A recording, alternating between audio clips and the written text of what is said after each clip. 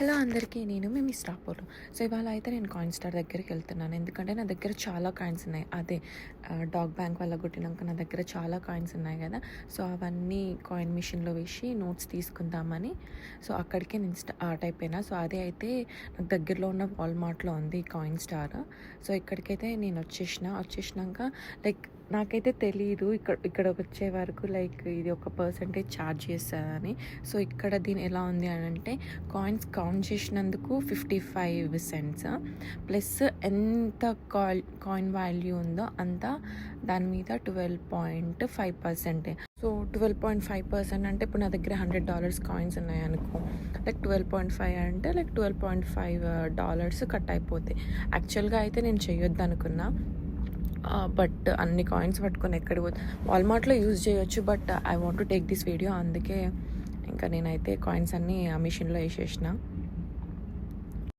Coins అన్ని మిషన్లో వేసుడుతోటే అది కౌంటింగ్ అయితే స్టార్ట్ చేసింది. లైక్ అవి పార్టీషన్ అయిపోతాయి అంట. లైక్ 4 టైప్స్ ఆఫ్ కాయిన్స్ ఉంటాయి కదా, సో అవి అటు పోతాయి అంట. నాకు కూడా తెలియదు. సో అక్కడైతే స్క్రీన్ మీద చూపిస్తుంది మనం కాయిన్స్ వేసే కొద్దీ లైక్ క్వార్టర్స్ ఎన్ని ఉన్నాయి, డైమ్స్ ఎన్ని ఉన్నాయి, నికిల్స్ ఎన్ని ఉన్నాయి, పెనీస్ ఎన్ని ఉన్నాయని అక్కడ ఎన్ని కాయిన్స్ ఎన్ని ఉన్నాయని కూడా స్క్రీన్ పైన చూపిస్తుంది. అండ్ కాయిన్స్ పోతుంటాయి కూడా. సో కాయిన్ లైక్ మనకు వచ్చే వాల్యూ ఎంత అనేది పెరుగుతుంది.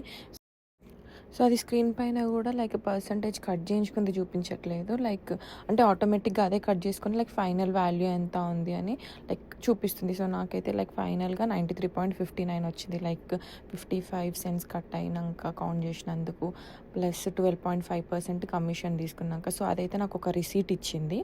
సో ఆ రిసీట్ పట్టుకొని నేనైతే ఒక ఆమె దగ్గరికి పోయినా, అక్కడ కస్టమర్ సర్వీస్ దగ్గరికి. సో ఆమెకు ఆ రిసీట్ ఇచ్చినాక కాసేపు అటు చూసి ఇటు చూసి నాకైతే డబ్బులు అయితే ఇచ్చింది.